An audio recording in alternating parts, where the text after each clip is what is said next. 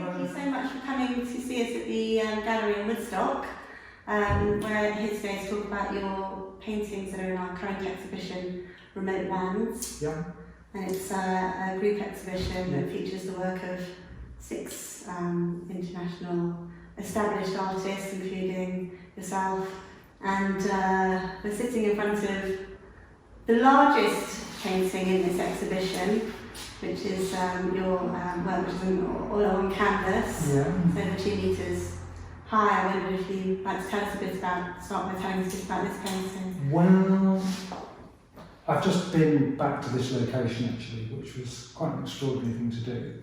So I walk in the mountains and I kind of photograph along the way, and then the studio process is very much a question of returning to those images and somehow bringing paintings out of the structure of the photograph. And so revisiting locations is very much part of the process. So the last few days I've actually been fortunate enough to get back up to North Wales and walk up to this lake, and it was just extraordinary. So I came over the crag, and then this scene was like immersed in cloud. Yeah. And I just waited around for 10-15 minutes, and the cloud lifted, and I actually had, miraculously, I had very similar sort of conditions to what were going on in this painting, which is not always the way. And one of the wonderful things about working with landscape imagery and with mountains and being there is that they're just changing all the time, and I think I've always sort of been intrigued by the narrative that you can find in what might be a very limited or potentially very sort of abstract space.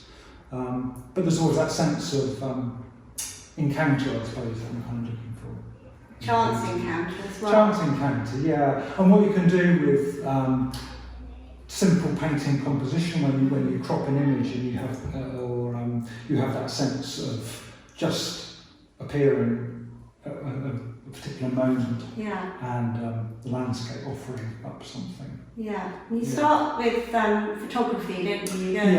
You go to visit these places, you spend time in these places, and you take photographs, and you're collecting the experience, and then you go back to your studio and you make the paintings.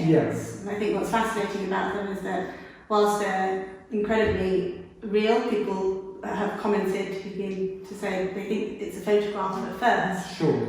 But there's also a sense of abstraction there in the composition that you mentioned, in the way that you crop them, and in the way that you said to me you don't tend to allow there to be any one thing to dominate in the paintings. Can you tell me more about that? Well, I think it's something we kind of grow up with. Almost we need the world to have a kind of hierarchy, and it's part of the way we just survive in the world, is that we understand what things are. And the saber-toothed tiger is in the long grass and it's about 20 metres away, and we're judging objects and landscapes. From the point of view of making a painting, taking objects out of the landscape becomes kind of more useful, because often they're just sort of too dominating. And so that's something I've kind of worked sort of quite hard on sort of over the years, is how to create composition without using objects or without using the sort of traits of sort of perspective or those fairly obvious things. And what's lovely about mountains is often the relationship is often not between the foreground and the background, but between the top of the mountain and the bottom of the mountain. And often I like to be looking across at that sort of kind of wall of the mountain and looking at the change that's going on. Yeah, you said that you work from the top down as well, in the grid. So often with the landscapes, I like to, it's this thing of working from photography and the kind of instant moment, but also having an understanding of the structure of an image. So when I start painting it, I kind of have an idea of how that composition is going to kind of unveil itself. I think what's interesting about, we've got a few of your paintings in this exhibition, and they're in varying scale. So could you talk to us a bit about, because we've got some beautiful smaller paintings of the Pyrenees, and then this really large scale one. Could you talk to us about how that's an interesting thing, because it kind of came around when I was at college, and I started many years ago, and I started making sort of small paintings, and then sometimes one of the tutors would come in the morning and say, look, you've got to be making big paintings. And then someone come in the afternoon and say, look, small can be great, you know. And I kind of, somehow I ended up kind of moving between the two. But when you're looking at the landscape and you're trying to talk about scale, making works that are of varying scale introduces a very interesting dynamic, because, yeah, you can look at something very, very small that has an epic scene going on it. And likewise, you know, something very big like this, which in a way is a detail.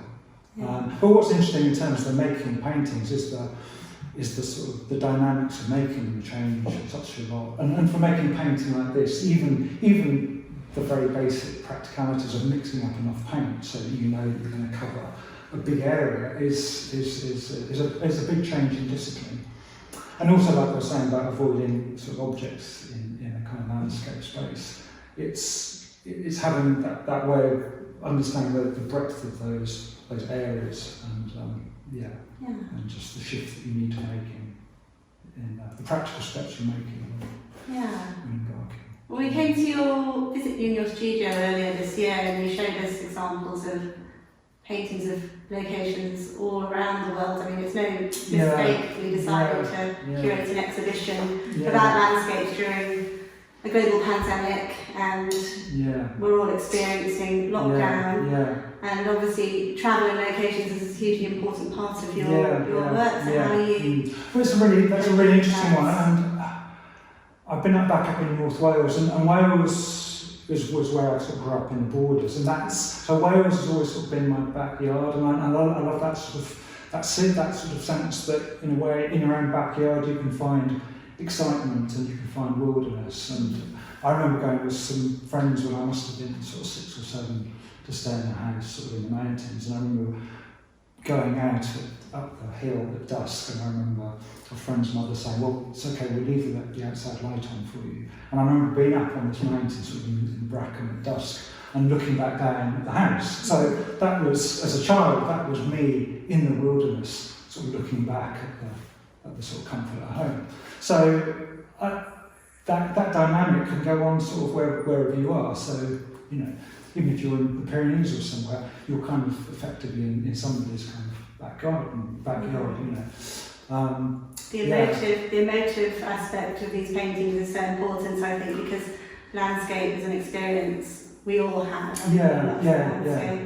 And these recall memories. That's right. Being to these places and they remember being there, and the epic scale or the atmosphere.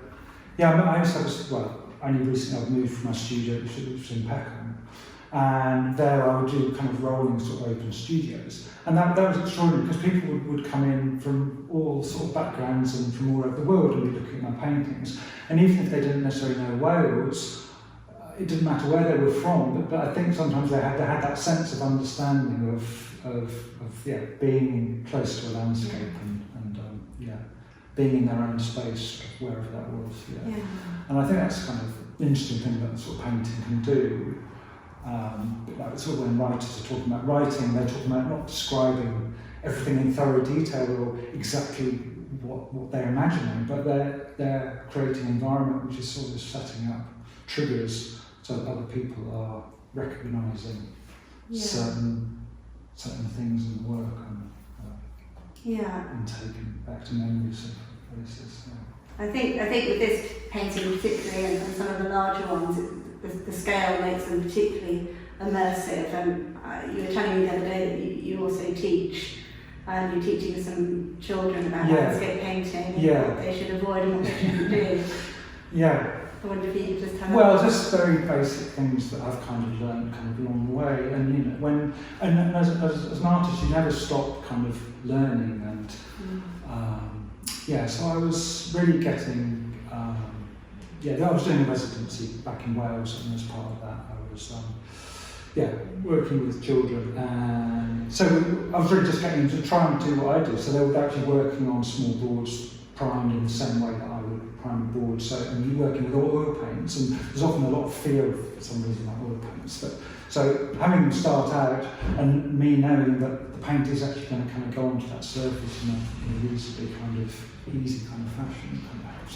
So I was just getting them to use black and white and one other colour, that thing of avoiding the object and the landscape, and really just thinking about the landscape and how the passages, how the transition is happening through that image, and how the colour and tone might be developing through that. Yeah, and there was some really sort of fantastic sort of work that was produced. And yes, on that subject, this is quite an interesting painting on the subject of palette, because it's actually a black and a white, and then down in these lower areas I've just introduced a bit of crimson, and there's a bit of Prussian blue, and a bit of raw umber, and a lot of the fluctuation in colour is actually just going on in this upper area, because there's always a slight difference in colour temperature between the paint that is put onto the white ground and then the paint which is applied when you've already got some dark, and you put the white on the top, and that has a cooler sort of tone to it. So there's this very slight kind of fluctuation going on in colour, which I'm sort of kind of trying to build on. So fun. So then some sort of very subtle kind of resonance that's going on. Absolutely, I think there's an enormous amount of colour when you really do get to study this painting up close. You think it's a monochrome painting of snow, and there's actually this is very warm, there's freezing cold, and there's a lot being reflected from the clouds. And that's everything that I'm quite aware of when painting. When you're putting something on a wall, the medium that you're using that's going to say what the thing is. If you're starting off with a white piece of paper and a pencil, you're going to end up with a pencil drawing on paper, which sounds very obvious. But so for my paintings, I'm often using the mid-tones of grey and really concentrating on that space and kind of colour. You go straight to painting, don't you? You go straight to painting. I do tend to, and I think that's my process of walking and photographing. And I think that's often where I'm sort of looking for the sort of composition element. And often the composition is what's, like I said, what's going on it's what's actually going on in the environment. And so that thing of cropping photographs. So in my studio, and actually I like to get photographs printed up, so I don't really like working from screen sort of thing.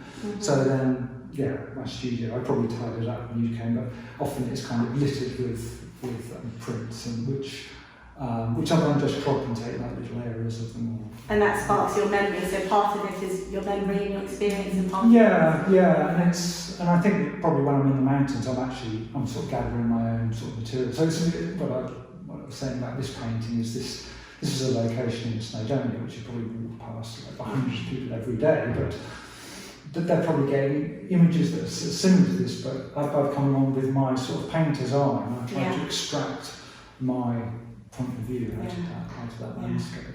And so my photographs would be to many people, that one didn't work very well. The mountain's covered in cloud, you can't see the top of the mountain, and for me that's kind of the point. And, the less you're saying about something, the less literally you're talking about. And that's where the abstraction comes in. You're happiest when you're in these isolated environments. Well, I do. I mean, I get a lot out of just being in the landscape. And I've always been quite kind of independent, which as an artist, for an artist, to find a subject and be able to find interest, in that subject is extraordinary. I've just been up in Snowdonia for a few days, and for me it's like, binging on the box set, It's just And so you also did a residency in Australia. That was Could you tell us about that, because obviously it's a completely different landscape. It's still very remote I think working in the Australian landscape really brought home to me that thing of a landscape being an abstract sort of space, and a bit like what I was saying before about breaking the world down into a hierarchy, and Australia is a kind of wilderness that is just kind of terrifying, really. And it's often because you can't really find the romantic view. The nature landscape is often, the view is kind of obscured by sort of foreground trees, and the mountains are kind of ragged, and you don't get that kind of classical view where you're looking sort of some sort of order. It's very different. And often you find yourself looking through the sort of landscape kind of thing. Well, there's certainly a sense of of your isolation in these spaces and Yeah. your human response to the landscape, the scale of it, the power, the energy, how the landscape is, how we respond as humans to the landscape and our connection to it and our need to be in it, even though there's never any people in your landscapes. It's, And I suppose Australia is the whole thing of like the Aboriginal sort of landscape and how the Aboriginal people occupied the landscape in a way which is very, very difficult for us to understand, because it's so thorough and so much part of their sort of heritage. Are you going on any other travel? I haven't really got anything. I mean, we were saying that sometimes there's a sort of pragmatism at work, particularly kind of now. So my father actually lives in Canada, in Calgary. So, and I've actually got quite a lot of material from the last time I went there, which was about 3 or 4 years ago now. So yes, I'd very much like to get back over,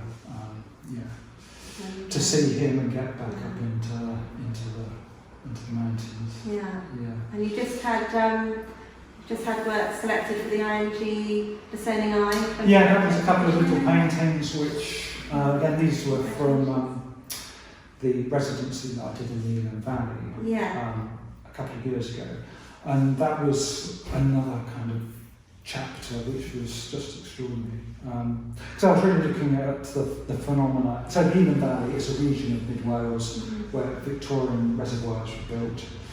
So the valleys were filled up with water, and that water now supplies Birmingham. And so I was really sort of loosely just looking at the sort of phenomena of the loss of landscape and loss of livelihood. That is about human impact on landscape. And something which is actually is going on all around us all the time. And dark waters as well, aren't they? Yeah. All over the world, there's sort of schemes that are kind of either taking sort of land away from people. So in a very broad way, and the thing about doing residencies, yes, you're going into someone else's kind of life, someone else's environment. But with this residency, a lot of my time was just spent walking and sort of observing with my sort of subconscious. And walking in landscapes is an amazing thing to do because having time there, because things can just kind of play out in a subconscious way. Just while you're kind of doing it. It's thinking time and getting absorbed in it. Yeah, just getting absorbed in it. And then with being in the valley and looking at the reservoirs and really looking at the water and trying to imagine like the actuality of the inundation and how does wildlife respond when the valley is filling up with water, and for those people that had their homes, lost their homes, and I think now we're so much more kind of able to sort of process the whole idea of sort of the psychology of loss. It's something we're now much better able to sort of understand. But 100 years ago, I don't think we might not have thought twice about the lasting impacts that. I mean, and that's a good point. There's a timeless aspect to your work, but there's also you're recording things and changes the human impact on the landscape. It's a record of that. That's right. Yeah, and actually with the Valley paintings that I made these little paintings, and I call them ghost notes, and I was going on this sort of photograph, and then back in the studio I just had these black and white sort of photographs, and I started painting them, and there was just like a sense that there was just something of the landscape that was trying to kind of make its presence sort of felt, and so it was about that idea, that notion that there are ghosts all around us in some ways.